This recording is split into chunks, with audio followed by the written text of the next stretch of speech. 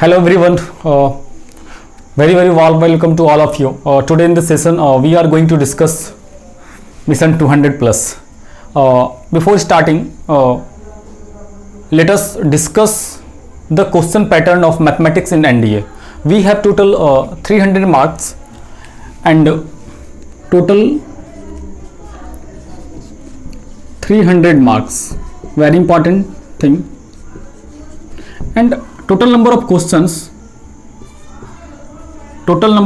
is 120. Very important, always keep remember this one. Total number of questions is 120. And third one is time.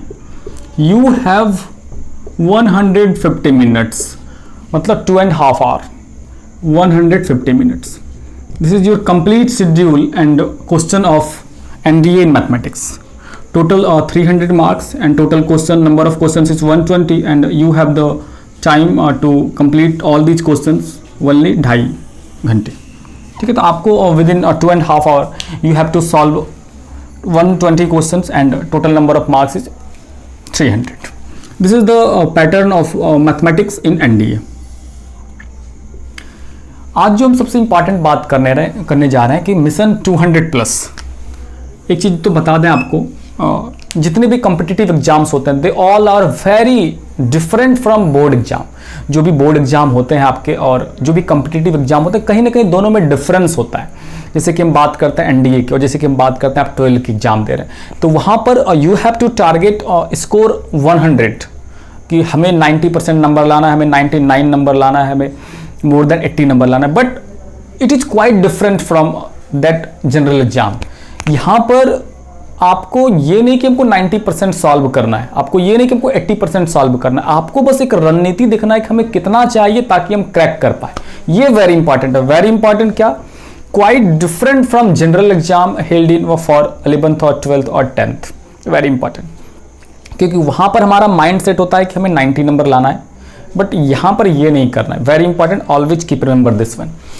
Second चीज कि आपको ये क्या करना है कि UPSC has habit of surprising us. Very important, ये देखिएगा,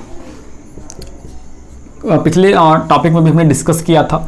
ये conducted by UPSC, union public service commission, and it has habit of surprising us. Surprising मतलब कि आपको ये यदि लग रहा है कि सेट थ्योरी से 19 में से 5 मार्क्स का क्वेश्चन आया हुआ है, तो 20 में नेक्स्ट ईयर या फिर एनडीए 2 में या फिर नेक्स्ट जो भी एग्जाम होगा, whenever next exam is conducted, तो उसमें भी यही चीज़ होगा. तो ये बिल्कुल आप भूल जाइए ये बातें, क्योंकि ये चीज़ सरप्राइज बार बार बच्चों के लिए हो जाता है. सरप्राइजिंग फैक्टर हो जाता है कि यदि कॉम्प्लेक्स नंबर से इस बार एक ही क्वेश्चन से, तो मे बी नेक्स्ट टाइम 4 से 5 क्वेश्चन दे दिया जाए, या फिर दे भी नहीं. ये सबसे बड़ी हैबिट है यूपीएससी में कि लगभग इसको आप यूं समझ लीजिए, जब आप उसका हर ईयर का 15, 16, 17, 18, 19, 20 का आप उसका मार्किंग स्कीम देखेंगे चैप्टर वाइज, तो you will be surprise to watch the complete marking table. आपको काफ़ी आश्चर्य होगा, यार क्वेश्चन का जो मार्किंग स्कीम है काफ़ी वेरी कर रहा है. जैसे कि आप समझ लीजिए, अभी हम आपको बता रहे थे कि set theory relation function, set plus relation और प्लस फंक्शन से, ये यदि 2018 में समझ लीजिए कि आपको 10 मार्क्स का क्वेश्चन था, इट मे बी 2090 में आपको ये 25 कर दे, हो सके ये 220 में आपको 5 ही कर दे. इस तरह के इट मे हैपन, ऐसा हो सकता है. ये बहुत इंपॉर्टेंट चीज़ है, यूपीएससी ऐसा इस तरह से करता है. तो वेरी इंपॉर्टेंट चीज़ कि आपको एक बार थ्रू आउट पढ़ना है. वेरी इंपॉर्टेंट, सबसे पहले जब whenever you start your study focusing NDA, तो एक बार आपको क्या थ्रू आउट पढ़ना है. इनिशियली थ्रू आउट पढ़ें, सबसे इंपॉर्टेंट चीज, क्योंकि आपको एक बार इस छोर से उस छोर तक पूरा आइडिया होना चाहिए कि ये चैप्टर्स है, ये टॉपिक्स चलते हैं. वेदर आपको याद हो नहीं हो डज नॉट मैटर, बट आपको ये तो पता है यार चैप्टर था ये, इसमें ये सारे टॉपिक्स होते हैं, इस तरह की चीज़ें. फॉर्मूला याद नहीं है, कोई बात नहीं है, don't worry about it, don't mind it. तो आपको क्या करना, इनिशियली थ्रू आउट पढ़ लें.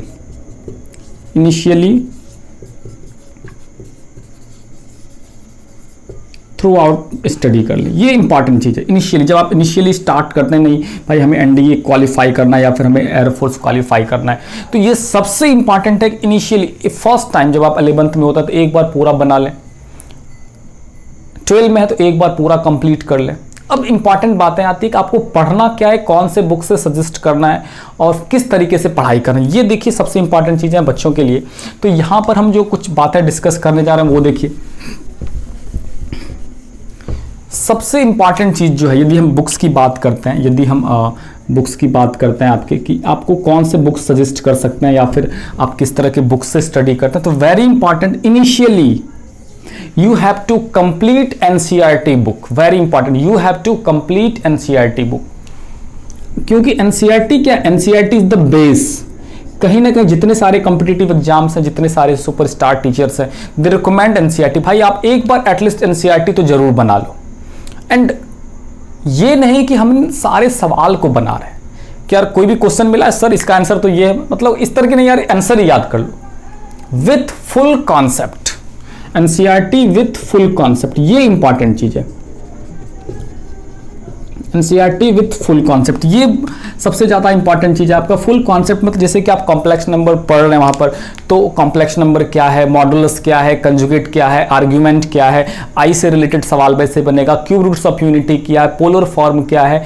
तो ये जितने सारी चीजें ऑलवेज कीप रिमेंबर एंड आप उसको सभी को एक शॉर्ट नोट्स बना लें, ये फार्मूला ये वर्क कर रहा है, ये फार्मूला ये चीजें एक बार जब आप कंप्लीट कर लेंगे ना, और उसके बाद जब आप NCERT के सारे क्वेश्चंस को सम को कंप्लीट कर लेंगे, तो फिर कहीं ना कहीं आपको लगेगा इस चैप्टर में हमने जरूर कुछ ना कुछ पकड़ आई, कमांड आई। एंड दूसरी इंपॉर्टेंट बात, उसके बाद क्या करना है, यदि आप NCERT एक फुल कॉन्सेप्ट के साथ बना रहे हैं and you want to face NDA exams, तो उसके बाद जो सबसे बड़ा फैक्टर है, उसके बाद जो सबसे बड़ा फैक्टर है previous question, previous year question. जैसे कि अभी हम बात कर रहे थे, आपने क्या किया, कॉम्प्लेक्स नंबर खत्म कर लिया, वेरी गुड वेरी गुड। आपको क्या करना है, आपको प्रीवियस ईयर के क्वेश्चंस को उठाना है and try to solve all questions of complex number. यदि आपने कॉम्प्लेक्स नंबर के सारे कॉन्सेप्ट्स को पढ़ लिया है, NCERT के सारे क्वेश्चंस को 1-2 टाइम्स कंप्लीट कर लिया है, after that you will have to solve all the questions that are asked, जो कि पूछे गए हैं आपके NDA एग्जाम्स में 2015 में, 16 में, 18 में, 19 में। एंड आप उसको जनरल वाइज प्रोसेस वाइज बनाइए और देखिए कि वहाँ पर क्या डाउट्स रह गया। If you are able to solve at least 80% questions cleanly, then आपको कहीं ना कहीं उस चैप्टर पर पकड़ है। तो ये सबसे बड़ा फैक्टर है, क्योंकि इससे क्या होगा आपको पता है, आपको उसका हैबिट पता चलेगा। जनरली एयरफोर्स हो, जनरली NDA हो, नेवी हो, IIT JEE हो या फिर कोई भी एग्जाम हो, हर क्वेश्चन का अपना एक रीजन होता है।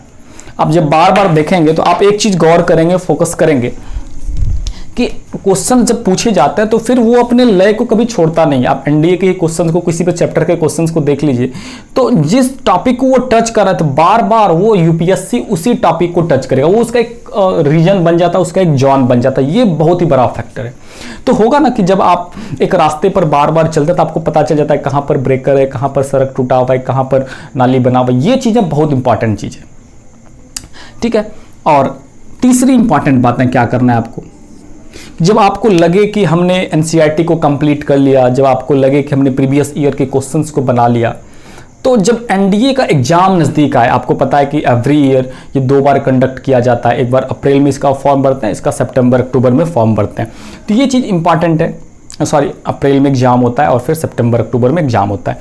तो आपको क्या करना है, जस्ट जब NDA एग्जाम हो जाए, डेट आ जाए, तो फिर 1 मंथ के ड्यूरेशन में आपको एटलीस्ट 10 मॉक टेस्ट देना है।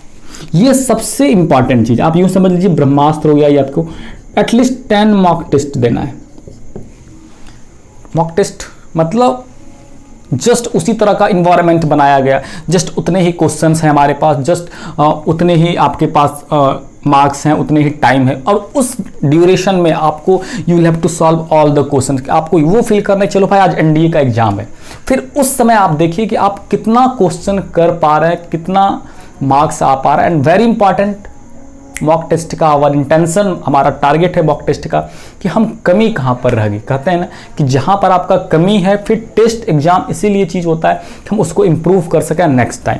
आप उस चीज़ को सॉर्ट आउट कर सकते हैं, आप उस चीज़ को नोट कर सकते हैं, यहाँ पर कमी रह गई, ये टॉपिक में हम इम्प्रूव कर सकते हैं, यहाँ पर ये फॉर्मूला कन्फ्यूज कर जा रहे हैं, तो नेक्स्ट टाइम उसको आप इम्प्रूव कर पाएँ, ये मॉक टेस्ट का सबसे बड़ा टारगेट होता है। ये सबसे बड़ा टारगेट है आपका मॉक टेस्ट का कि जब आप उस तरह के माहौल में, उस तरह के टाइम में, उस तरह के लेवल के क्वेश्चंस को आप बनाते हैं तो आपको पता चल रहा है यार यहाँ पर हमें कमी रह गई, ट्रिगर का फॉर्मूला यहाँ पर मिस कर रहे थे, कंफ्यूज कर रहे थे, तो उस चीज़ को आप अंडरलाइन कर रहे हैं और नेक्स्ट टाइम आप उस चीज़ को इम्प्रूव कर पाए। ये कहीं ना कहीं एक बहुत ही बड़ा फैक्टर है। एंड एक और जो चीज़ है कि बच्चे जब बुक्स की बात करते हैं तो फिर आपके पास यदि कोई बुक बनाना चाहते हैं कि सर नहीं कोई बुक रेफ़र करिए, तो बिल्कुल आप इसको RS अग्रवाल बुक यूज कर सकते हैं, RS अग्रवाल बुक यूज कर सकते हैं, आप पाथ फाइंडर यूज कर सकते हैं, ठीक है। बट आपको ये ध्यान रखना होगा कि एक बार एटलीस्ट आपको इनिशियली थ्रू आउट आपको आना चाहिए, थ्रू आउट आपको आना चाहिए, एक बार अच्छे से पूरा पकड़ होना चाहिए, पूरा चैप्टर्स के आइडिया होना चाहिए, फार्मूलाज होने चाहिए। अब देखिए जो सबसे इंपॉर्टेंट हम बात कर रहे हैं कि आखिर बनाना कौन से चैप्टर से, क्योंकि आपको यदि 11th और 12th दोनों की हम बात करते हैं, 11th और 12th दोनों की बात करते हैं, तो देन आई थिंक 40-60 का रेशियो ऐसा होता है, ठीक है, एटलीस्ट 40-60 का रेशियो होता है। ये 40% आपको 11th की यदि हम बात करते हैं एंड 60% अप्रॉक्स 12th की बात करते हैं, इस तरह का आपका रेशियो होता है। Then you will have to cover throughout 11th and 12th। कई बार बच्चे लगता है यार 11th तो छोड़ ही डालो भाई, 11th तो छोड़ ही डालो, तो फिर आपसे you are not able to qualify NDA exams. ये बहुत ही इंपॉर्टेंट फैक्टर है। तो यदि आप देखा जाए तो अबाउट 40 to 50 चैप्टर्स हैं आपके पास,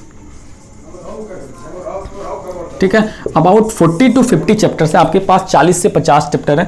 आई think it is little bit difficult for any student to cover all the chapters within a short time of interval. If we have 4 months and we want to cover all 50 chapters, then I think it is totally impossible for us. तो कहीं ना कहीं we have to use a strong strategy for it. And देखिए तो यहाँ पर क्या रणनीति हो सकता है, इंपॉर्टेंट ये हम थोड़ा सा देख लेते हैं कि यहाँ पर आप कर क्या सकते हैं। देखिए एक छोटी सी बात हम आपको बताना चाहते हैं, आप किसी भी एग्जाम्स में आप बैठते हैं तो वहाँ पर एक चीज़ याद रखेंगे हमेशा कि पूरे क्वेश्चन पैटर्न को, चाहे वो आपका बोर्ड एग्जाम ही क्यों ना हो, पूरे क्वेश्चन पेपर को आप 3 चीज़ों में डिवाइड कर सकते हैं। पूरे क्वेश्चन पेपर को आप 3 चीज़ों में डिवाइड कर सकते हैं। क्या?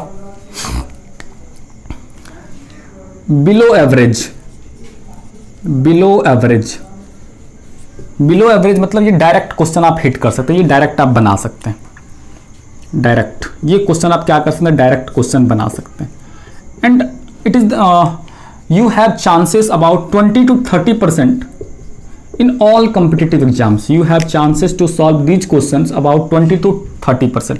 कहीं ना कहीं ये आपके लिए सबसे स्कोरिंग चैप्टर है, क्योंकि यदि आप लगभग आउट ऑफ 120 यदि आपका 60 to 70 भी नंबर यहाँ पर यदि आपका क्वेश्चन सही होता है तो आई थिंक आपका हो गया, क्योंकि यहाँ पर देख लीजिए कितना हो गया आपका, लगभग 150 प्लस, और बचा उधर कितना यार 200 मार्क्स लाना है आउट ऑफ 600। तो कहीं ना कहीं ये बहुत ही आसान हो गया आपके लिए इस तरह की बातों को करना।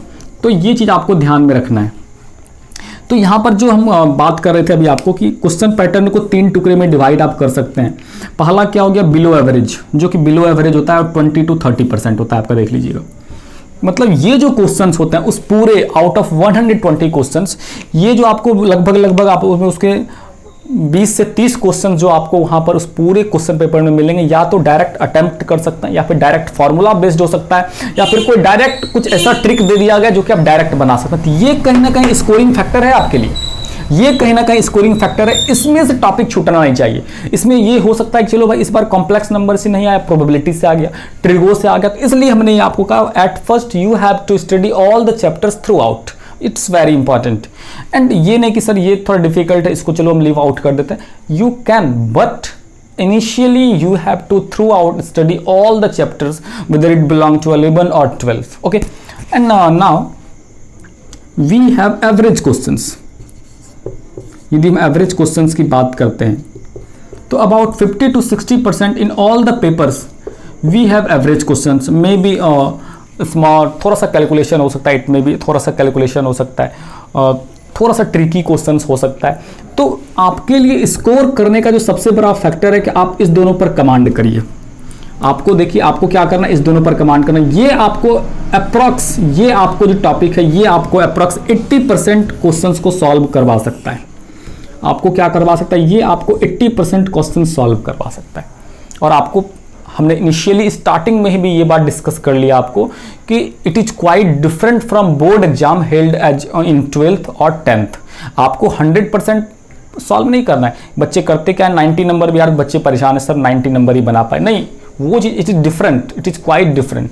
तो यहाँ पर आपको क्या करना, हमने टारगेट ही ले लिया यार 120 क्वेश्चन है आपके पास, चलो 20 से 30 क्वेश्चन पहले लीव आउट कर दो, आपको 90 पर ही टारगेट करना है। आपको टारगेट 90 पर, अब 90 में से कितना सही हो रहा है, यदि 60 और 70 के आसपास भी आप सही कर ले पाए तो फिर कहीं ना कहीं it will be better for you, very better. And hard, ये लेवल आप जानते हैं, हार्ड लेवल का क्वेश्चन अबाउट 15 से 20% का क्वेश्चन, ये वो बच्चे होते हैं जिसपे कि आप समझ लीजिए कि बच्चे कहीं ना कहीं डिसाइड होते हैं कि कौन टॉपर बनेगा, तो वो यहाँ से डिसाइड होता है। यहाँ से जनरली किसी भी बोर्ड एग्जाम की भी बात करते हैं कि कौन बच्चे टॉपर बनते हैं, वो बच्चे जो इसको बेटर रूप से अटेम्प्ट कर पाते हैं, नहीं तो फिर सारे बच्चे टॉपर बन जाएंगे ना, सारे बच्चे टॉपर बन जाएंगे। तो ये इंपॉर्टेंट फैक्टर है कि जो बच्चे इस हार्ड लेवल को, जो इस बच्चे 50 to 20% क्वेश्चंस को इजीली या फिर क्लीनली इसको अटेम्प्ट कर पाते हैं, फेस कर पाते हैं, वो कहीं ना कहीं टॉपर बनते हैं। तो ये इंपॉर्टेंट एक बहुत बड़ा फैक्टर है। तो आपको करना क्या है, इस पर आपको कभी भी अटेम्प्ट नहीं करना, इसके तरफ पलट कर भी नहीं देखना है। तो आप पहले भी ये चीज़ आप कर सकते हैं, चलो भाई पूरे टॉपिक में ये टॉपिक है, हमें काफ़ी हार्ड लग रहा है, पल्ले नहीं पड़ रहा है, समझ में, तो कुछ देर के लिए आप उसको लीव आउट कर सकते हैं। ये आपके लिए बहुत बड़ा फैक्टर है। आप उसको क्या कर सकते हैं, लीव आउट कर सकते हैं कि चलो भाई ये हमसे हो नहीं रहा है, तो फिर हम इसको क्या कर लेते हैं, छोड़ दे रहे हैं। ठीक है, ये इंपॉर्टेंट चीज़ें हैं, आपको ध्यान रखना है। हम आगे की ओर बात करते हैं कि आपको करना क्या है। देखिएगा यहाँ पर आपको करना क्या है, जो सबसे इंपॉर्टेंट चीज़ है कि जब भी आपके पास पेपर मिले, क्वेश्चन मिले, तो अब आपको क्या करना है। ठीक है, इंपॉर्टेंट चीज़ें हैं कि जब आपके पास एग्जाम में बैठते हैं, जब एग्जाम देने जा रहे हैं आप वहाँ पर और आपको क्वेश्चंस मिल गया है, तो फिर वहाँ पर देखिए आप क्या करेंगे। वहाँ पर जब आपको क्वेश्चन मिल जाए तो फिर वहाँ पर क्या करेंगे आप।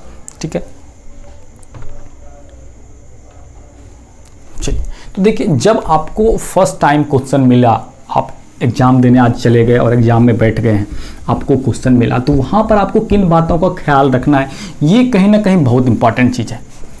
यहाँ देखिए, तो हम बात यहाँ पर ये कर रहे थे कि जब आपके पास क्वेश्चन पेपर मिलता है तो आप किन बातों का ख्याल रख सकते हैं। यदि आपके पास एग्जाम में जा रहे हैं एंड आपके पास क्वेश्चन पेपर मिला, आपको क्वेश्चन मिल गया है और एंड एग्जाम स्टार्ट हो चुका है, तो आपको किन बातों का ख्याल रखना है। मैथमेटिक्स के लिए जो सबसे इंपॉर्टेंट बात है, बच्चे करते क्या है, यार क्वेश्चन मिला, पढ़े भी नहीं है तरीके से, टूट पड़ी, जैसे लगता है कि 10 दिन से खाए नहीं है यार, 10 दिन से खाए नहीं है, मिला भोजन टूट पड़े।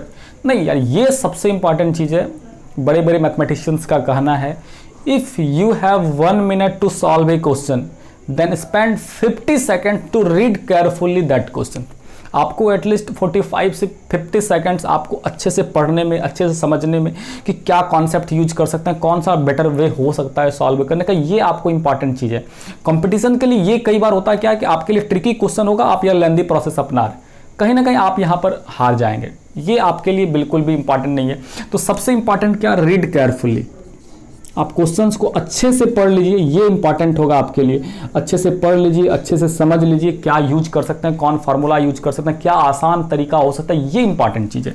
दूसरी इंपॉर्टेंट बात है, जैसा कि हमने आपको शुरू में ही बोला कि जब आप क्वेश्चन को सॉल्व करना शुरू करेंगे, तो ये आपका बोर्ड एग्जाम तो है नहीं कि you have to solve all the questions, आप लीव आउट करने का भी कोशिश करिए।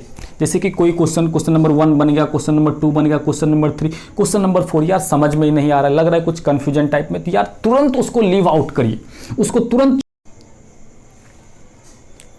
ठीक है। तो ये बहुत बड़ा फैक्टर है कि आप यहाँ पर क्या कर सकते हैं कि दूसरा लीव आउट कर सकते हैं यहाँ पर, कि आप जो क्वेश्चन आपको हार्ड लग रहा है या फिर समझ में नहीं आ रहा है, पल्ले नहीं पड़ रहा है, या फिर कुछ ना कुछ कंफ्यूजन है, तो आपको लीव आउट करना होगा। क्यों करना होगा? क्योंकि नेगेटिव मार्किंग भी है, क्योंकि नेगेटिव मार्किंग भी है, 1/3 नेगेटिव मार्किंग भी है। इस कारण से आपको ये हैबिट लगाना होगा। यदि क्वेश्चन नहीं हो रहा है, डाउट्स है, तो वहां पर स्टार लगा दीजिए कि रिटर्न बैक लेंगे और फिर से करेंगे। इंपॉर्टेंट चीज। और थर्ड इंपॉर्टेंट चीज कि आपके रफ पेपर होते हैं नीचे में, जब आप क्वेश्चन आप देखेंगे पूरा इस तरह से क्वेश्चन पेपर होता है, तो यहाँ पर आपका इतना स्पेस ये नीचे खाली होता है, यहाँ रफ के लिए, यहाँ पर आपको रफ के लिए पेज खाली होता है। जब आप रफ वर्क करें तो वो क्लीन रूप से, neat and clean rough work होना चाहिए। वेरी इंपॉर्टेंट, रफ वर्क जो होना चाहिए नीट एंड क्लीन होना चाहिए। नीट एंड क्लीन क्यों क्लीन होना चाहिए? कि जब आप वापस कोई क्वेश्चन पर रिटर्न लेते हैं तो फिर आपको वो दिख जाए कि अच्छा यहाँ पर हमने मिस्टेक कर दिया, ये नहीं हो सकता है। या फिर कोई क्वेश्चन हम बनाना स्टार्ट किए, कुछ दूर गए या फिर नहीं समझ में आया, तो फिर लीव आउट किए, बाद में जब रिटर्न लिए तो हमको तुरंत यार इस तरह से कर रहे थे, यहाँ पर ये कन्फ्यूजन। वो नीट एंड क्लीन कैलकुलेट, ये नहीं कि आप इस तरह से कर रहे हैं, यहाँ पर कुछ पता नहीं चले, यहाँ वहाँ मिस नहीं, ये नहीं होना चाहिए। बिल्कुल ध्यान में रखें, ये नीट कैलकुलेशन होना चाहिए। ये बहुत बड़ा इंपॉर्टेंट फैक्टर है। एंड जो सबसे इंपॉर्टेंट चीज़ है, हमने आपको इंपॉर्टेंट चीज़ शुरू में ही आपको बोला कि आपको क्या करना है कि वहाँ पर किसी भी चीज़ को यदि कंफर्म नहीं है तो फिर तुक्का मारने की कोशिश ना करेंगे। बच्चे जनरली कई बार तो चलो यार एनडीए का फॉर्म भर देते हैं, वैसे देखेंगे तो यार देखना क्या है भाई, किसी को पसंद थोड़ी ना करना है, वहाँ पर आपको मारना है। If you are confirm about that answer then tick, otherwise leave out. Otherwise leave out, उसको भाई छोड़ दो, कुछ देर के बाद कर लेंगे, या फिर एक बार जाते हैं कंप्लीट 120 तक फिर से रिटर्न लेंगे एंड फिर से ट्राई करेंगे सॉल्व करने का। अदरवाइज यार बिल्कुल भी आप उसमें चांस मत लीजिए, प्रोबेबिलिटी मत अपनाइए कि चलो भाई 80% प्रोबेबिलिटी है सही होने का, ऐसा बिल्कुल भी मत करेंगे। और जो इंपॉर्टेंट चीज़ें हैं कि आपको वहाँ पर से क्या करना है,